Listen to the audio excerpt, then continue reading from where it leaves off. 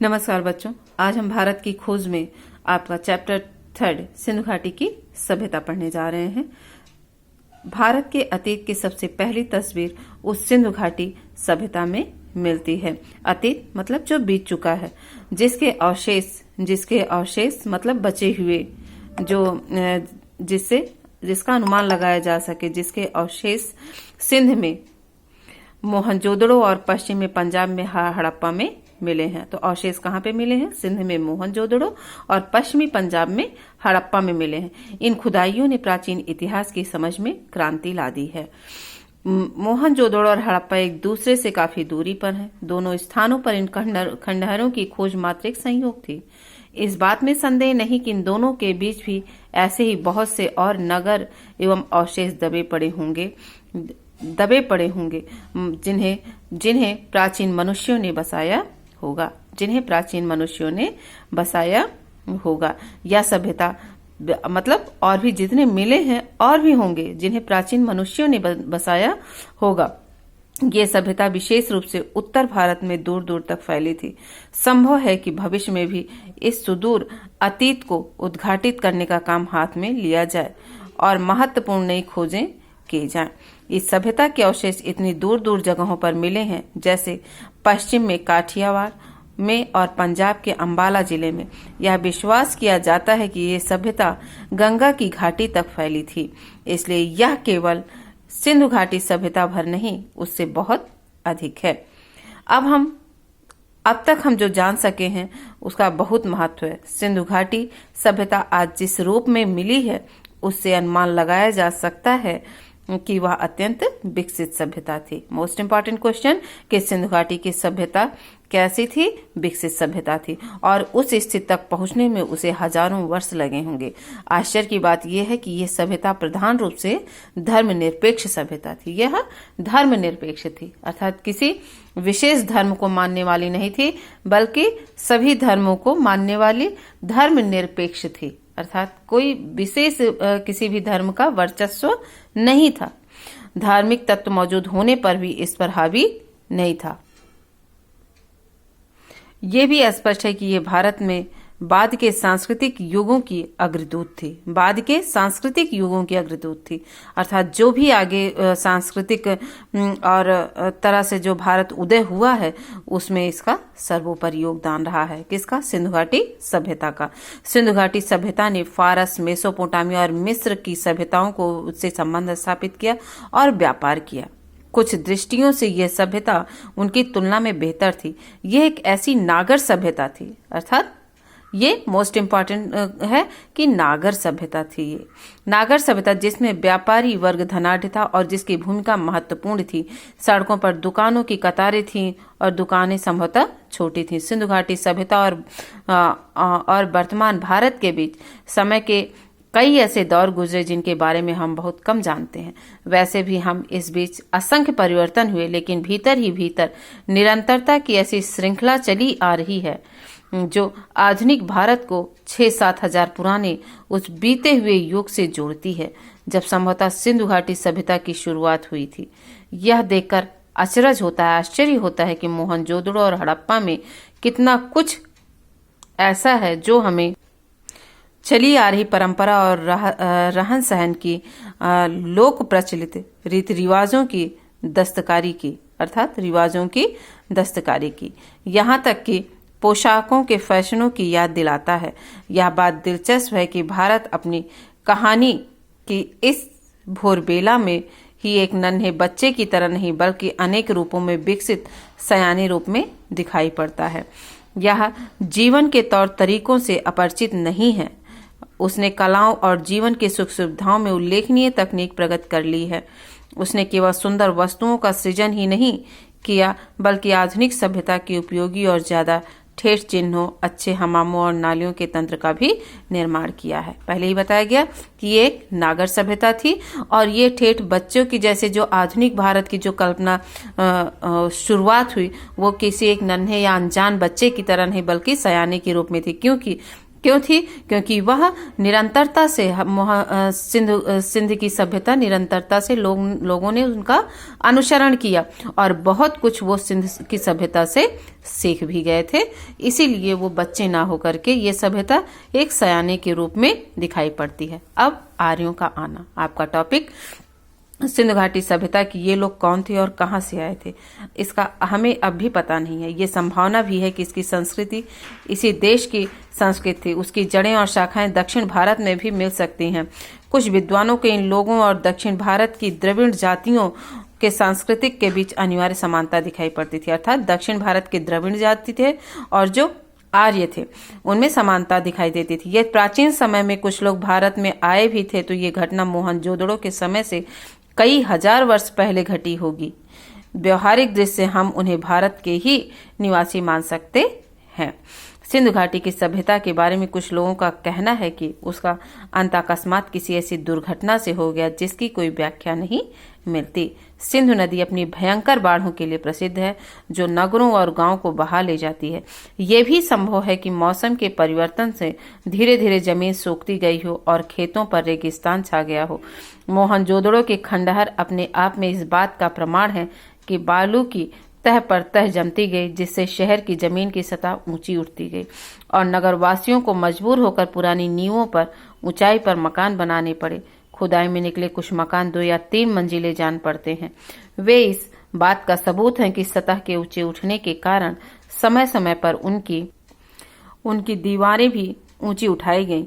हम जानते हैं कि सिंध का सूबा पुराने समय में बहुत समृद्ध और उपजाऊ था, बहुत समृद्ध और उपजाऊ था, पर मध्य युग के बाद वो ज्यादातर रेगिस्तान रह गया पुराने समय में। इसलिए यह मुमकिन है कि मौसमी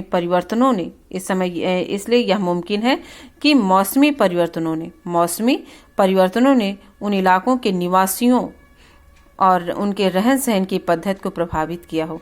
लेकिन मौसम के परिवर्तनों का प्रभाव दूर दूर तक फैली इस नागर सभ्यता के अपेक्षा के छोटे से हिस्से पर पड़ा होगा। हमारे पास इस बात का विश्वास करने के कारण तो है कि यह सभ्यता गंगा घाटी तक या संभवतः उससे भी दूर तक फैली थी। इस बात का फैसला करने के लिए हमारे पास पर्याप्त आंकड़े नहीं हैं। वह बालू जिसने इनमें से कुछ प्राचीन शहरों पर छाकर उन्हें ढक लिया था, उसी ने उन्हें सुरक्षित भी रखा, जबकि दूसरे शहर और प्राचीन सभ्यता के प्रमाण धीरे धीरे नष्ट होते रहे और समय के साथ खंड खंड हो गए। सिंधु घाटी सभ्यता और बाद के कालखंडों के बीच निरंतर संबंध के साथ ही इस सिलसिले के टूटने के या इसमें अंतराल के प्रमाण भी मिलते हैं। यह टूटना इस बात का भी सूचक है कि बाद में आने वाली सभ्यता भिन्न प्रकार की थी। बाद में आने वाली सभ्यता में शुरू में संभवतः कृषि की बहुतायत थी, जो कि नगर और थोड़ी बहुत शहरी जीवन भी मौजूद था।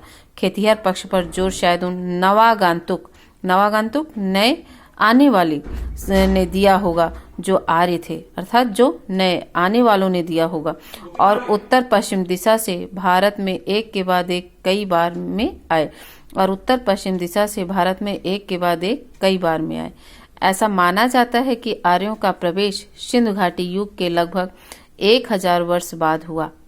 यह भी संभव है कि इनमें इतना बड़ा समय का अंतर ना रहा होगा और पश्चिमोत्तर दिशा से भारत में ये कबीले और जातियां समय समय पर आती रही हों और भारत में जज्ब होती रही हों। जज्ब मतलब उसी में समाहित होती रही हों। सबसे पहला बड़ा सांस्कृतिक समन्वय और मेलजोल बाहर से आने वाले आर्यों और उन द्रविड़ जाति के लोगों के बीच हुआ। जो संभवतः सिंधु घाटी सभ्यता के प्रतिनिधि थे। सिंधु घाटी इसी समन्वय और मेलजोल से भारतीय जातियों और बुनियादी भारतीय संस्कृति का विकास हुआ, जिनमें दोनों सभ्यताओं के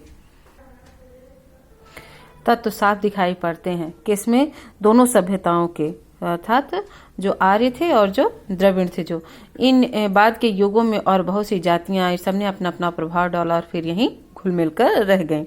प्राचीनतम अभिलेख, धर्म ग्रंथ और पुराण। सिंधु घाटी सभ्यता की खोज से पहले ये समझा जाता था कि हमारे पास भारतीय संस्कृति का सबसे पुराना इतिहास वेद है। ये समझा जाता था कि हमारे पास भारतीय संस्कृति का सबसे पुराना इतिहास वेद है। वैदिक युग के काल निर्धारण के बारे में बहुत मतभेद रहा है। यूरोपीय विद्वान प्रायः इसका समय बहुत बाद में मानते हैं और भारतीय विद्वान पहले। आजकल अधिकांश विद्वान ऋग्वेद की ऋचाओं का समय ईसा पूर्व 1500 मानते हैं, पर मोहनजोदड़ो की खुदाई के बाद से इन आरंभिक भारतीय धर्म ग्रंथों को और पुराना साबित करने की प्रवृत्ति बढ़ गई है। पहले के लोग आजकल अधिकांश विद्वान इसको 1500 मानते हैं ईसा पूर्व, पर मोहनजोदड़ो की खुदाई के बाद से ये आरंभिक भारतीय धर्म ग्रंथों को और पुराना साबित करने की प्रवृत्ति बढ़ गई है।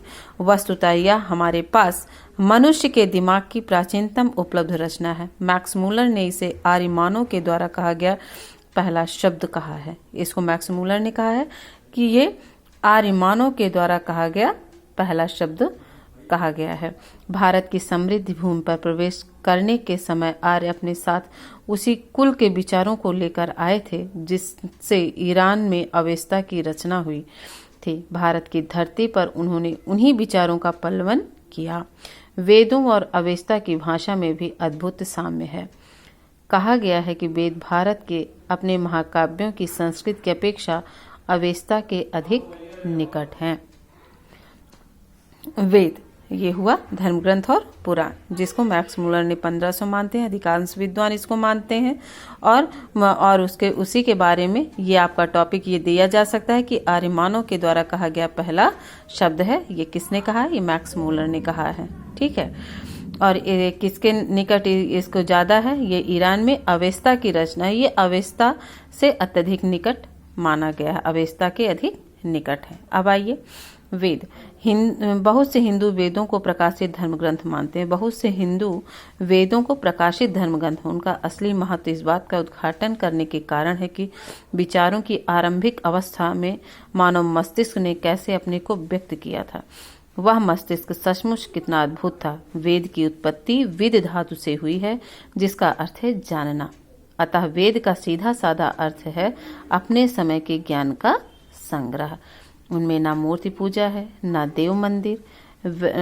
ये इम्पॉर्टेंट है कि उस समय में ना तो उसमें मूर्ति पूजा है, ना देव मंदिर। वैदिक युग के आर्यों में जीवन के प्रति इतनी उमंग थी कि उन्होंने आत्मा पर बहुत कम ध्यान दिया है। जीवन के प्रति वे मृत्यु के बाद किसी प्रकार के अस्तित्व में बहुत अस्पष्ट ढंग से विश्वास करते थे, अर्थात वो बहुत कम विश्वास करते थे। वेद, पहला वेद यानी ऋग्वेद शायद मानव जात की पहली पुस्तक है। इसमें हमें मानव मन के सबसे आरंभिक उद्गार मिलते हैं, काव्य प्रवाह मिलता है और प्रकृति के सौंदर्य और रहस्य के प्रति हर्षोन्माद मिलता है। इसके अलावा हमें मनुष्य के उन साहसिक कारनामों का रिकॉर्ड मिलता है जो लंबे समय पहले किए गए। यहीं से भारत ने एक ऐसी तलाश आरंभ की जो उसके बाद कभी समाप्त नहीं हुई। सभ्यता के उषा काल मतलब सभ्यता की शुरुआत ही हुई थी। भारतीय सभ्यता की शुरुआत, जैसे उषा काल, इसको शुरुआत में ही प्रबल और सहज कल्पना से संपन्न लोग जीवन में छिपे हुए अनंत रहस्यों को जानने के लिए सजग हुए। उन्होंने अपनी सहज आस्था के कारण प्रकृति के प्रत्येक तत्व और शक्ति में देवत्व का आरोप किया। प्रकृति के प्रत्येक तत्व में, पर इस सब में साहस और आनंद का भाव था। प्रकृति में तत्व और शक्ति, प्रत्येक तत्व में शक्ति और देवत्व। ठीक है। बहुत से पश्चिमी लेखकों ने इस ख्याल को बढ़ावा दिया कि भारतीय लोग परलोक परायण है। मैं समझता हूँ कि हर देश के निर्धन और अभागे लोग एक हद तक परलोक में विश्वास करने लगते हैं जब तक कि वे क्रांतिकारी नहीं हो जाते। यही बात गुलाम देश के लोगों पर लागू होती है। हमें भारत में भी और स्थानों की ही तरह विचार और कर्म की दो समानांतर विकसित होती धाराएं दिखाई पड़ी। कौन कौन सी दो?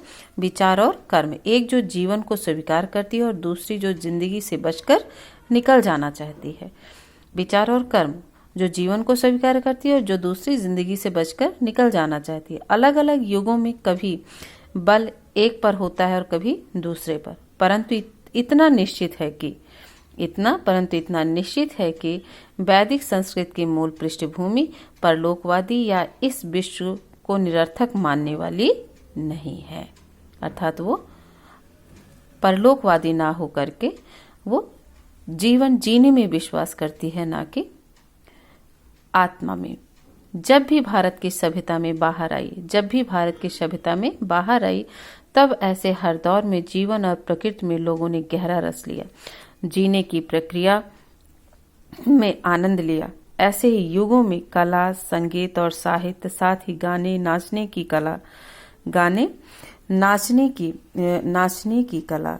की कला, चित्रकला और रंगमंच सबका विकास हुआ।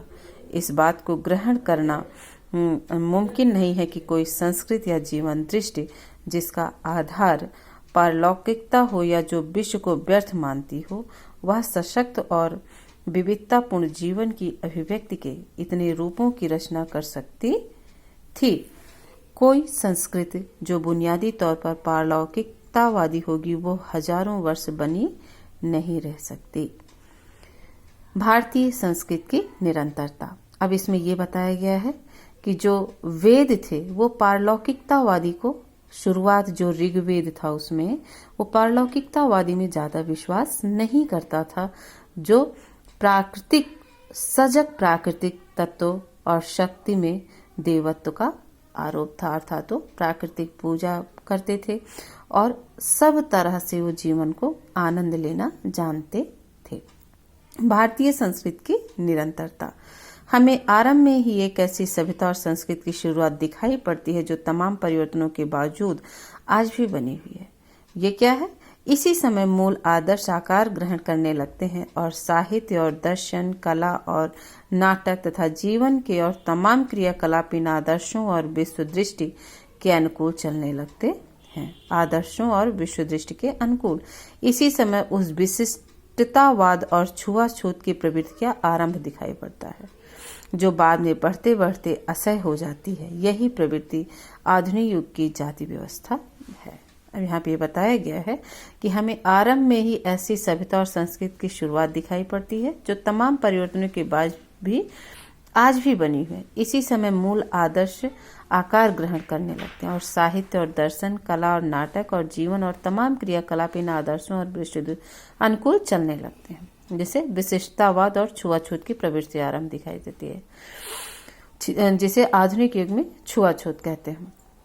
एक खास युग की परिस्थिति के लिए बनाई गई है जाति व्यवस्था। इसका उद्देश्य था कि उस समय की समाज व्यवस्था को मजबूत बनाना, उसे शक्ति और संतुलन प्रदान करना, किंतु बाद में उसी समाज व्यवस्था और मानव मन के लिए कारागृह बन गई, जेल बन गई।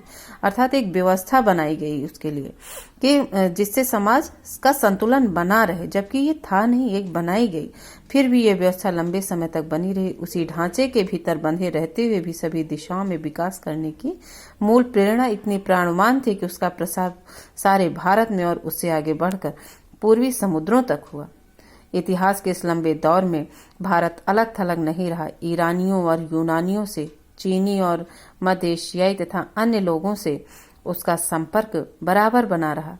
3-4 हजार वर्षों का यह सांस्कृतिक विकास और उसका अटूट सिलसिला अद्भुत था।